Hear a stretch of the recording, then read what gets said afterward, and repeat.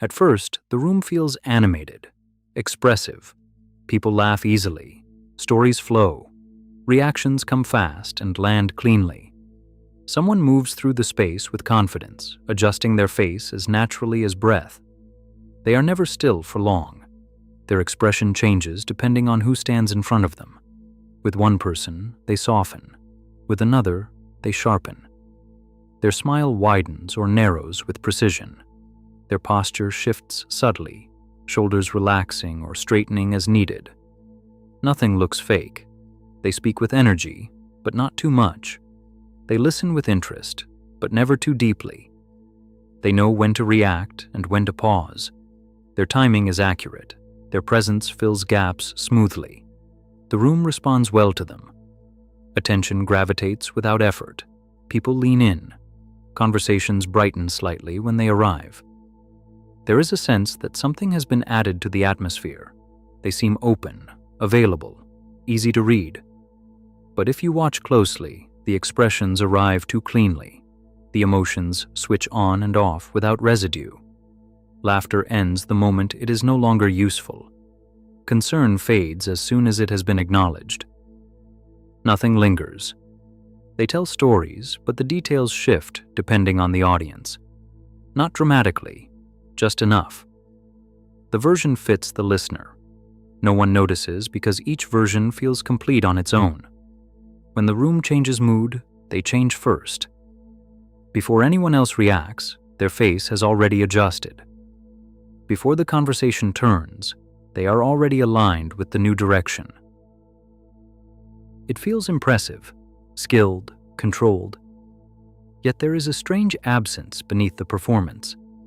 When others share something personal, the response lands correctly, but it does not deepen. The moment closes neatly. No thread continues. If someone asks a direct question, the answer sounds honest.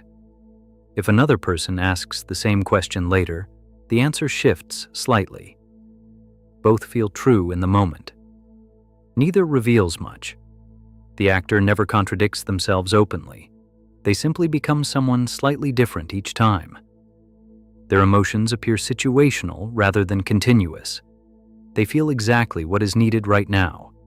Not more, not less. Others leave the interaction energized. They feel seen. They feel entertained. They feel like something meaningful happened. But when they try to recall the actor later, the image blurs.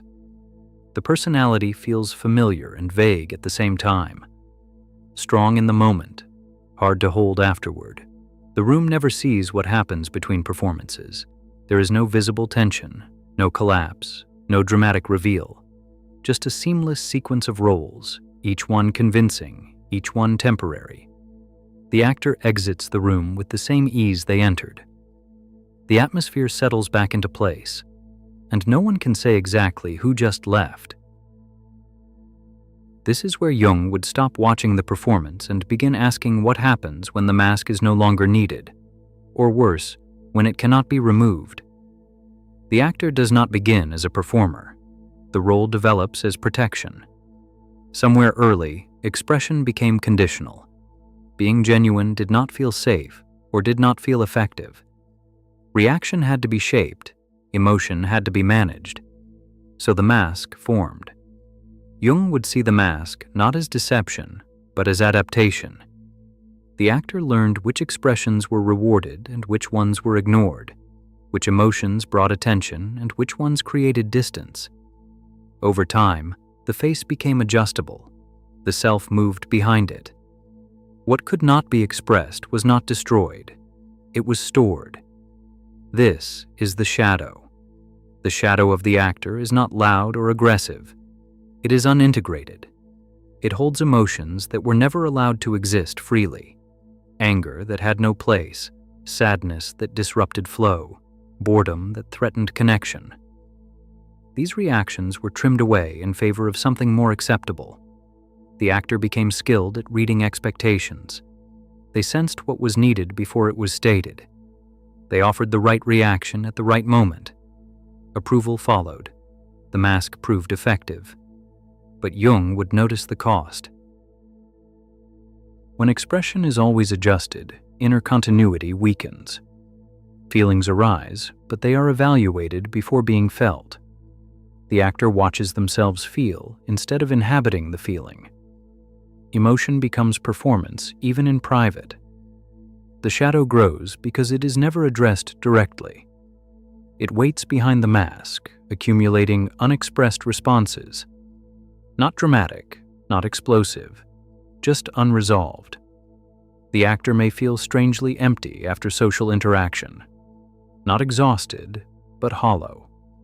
The energy was spent maintaining coherence, not sharing it. Nothing was added back. Jung would observe that the actor often struggles alone. Without an audience, there is no script. Without feedback, the mask loses definition.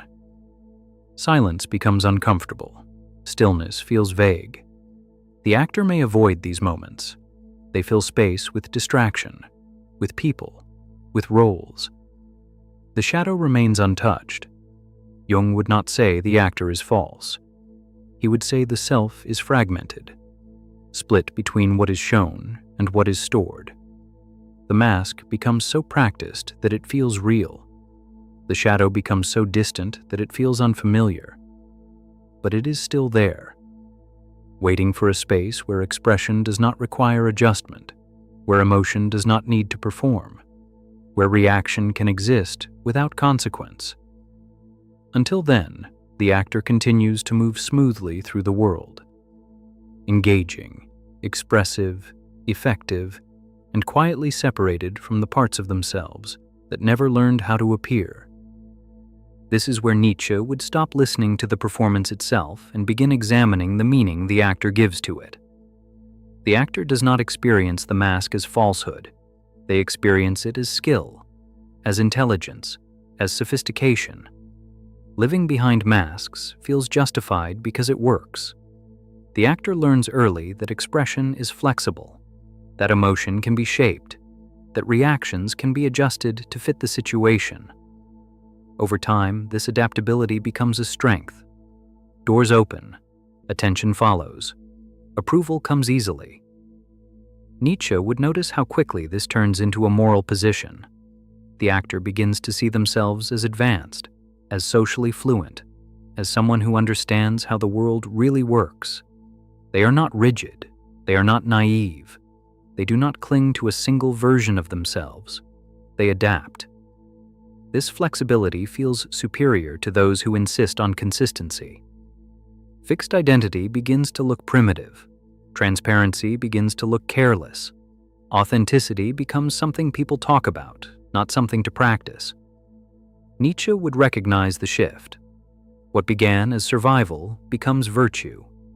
The actor tells themselves that masks are necessary, that everyone performs, that honesty is contextual, that truth depends on timing. These ideas feel modern, intelligent, reasonable. But Nietzsche would ask, what is being protected? When every expression is filtered, nothing is risked. When every reaction is shaped, nothing is tested.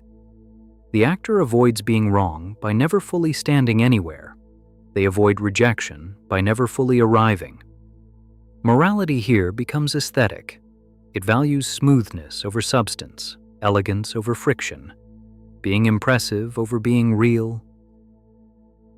The actor may look down quietly on those who expose too much, who show unpolished emotion, who commit to opinions without adjusting for the room. These people seem unsophisticated, heavy, unrefined. Nietzsche would see this as a subtle form of contempt, not loud, not cruel, but distancing. By staying masked, the actor avoids the burden of responsibility. If nothing fully belongs to them, nothing can fully be taken from them. If every version is temporary, failure never lands.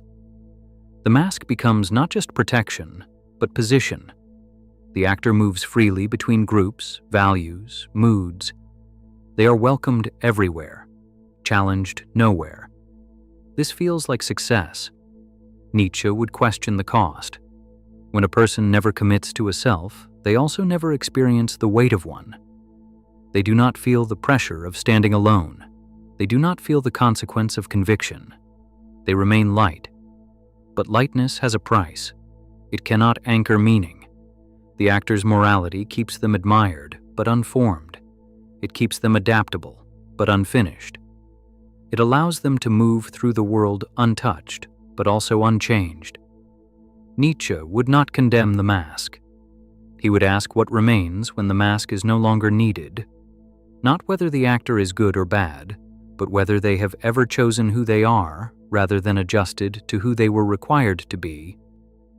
This is where Machiavelli would stop watching the mask itself and begin measuring what it allows the actor to do. Power, to him, is never about sincerity. It is about position. The actor's greatest advantage is access. By adjusting their face, tone, and values to each situation, they lower resistance. People do not feel challenged around them. They feel affirmed, safe, understood. This safety opens doors that remain closed to more rigid personalities. Machiavelli would notice how easily the actor moves between groups. They are welcomed into different circles without friction. They hear things others do not. They witness disagreements from multiple sides. They gather information without asking for it. The mask grants mobility. Because the actor does not anchor themselves to a single stance, they are rarely seen as a threat. They do not provoke opposition. They do not attract rivals. Their adaptability makes them useful rather than confrontational. Machiavelli would recognize this as quiet leverage. When conflict arises, the actor often survives untouched. They can align with the dominant mood of the moment. If power shifts, they shift with it.